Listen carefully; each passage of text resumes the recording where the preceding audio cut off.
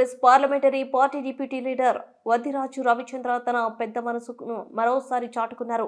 గొప్పదైన భక్తుడిగా గుళ్లు, గోపురాల నిర్మాణాలు, పేద విద్యార్థుల చదువుల, నిరుపేదల పెళ్లిళ్లకు కొన్నేళ్లుగా చేతనందిస్తున్న సేవాభావం అన్నదాతగా రవిచంద్రకు సమాజంలో మంచి పేరున్న విషయం తెలిసిందే. ఖమ్మం నగరంలో మున్నేరు వరద బాధితులను సోమవారం పరామర్శించిన ఎంపీ వద్దిరాజు సాయంత్రం వారికి నిత్యావసరాలు అందించారు.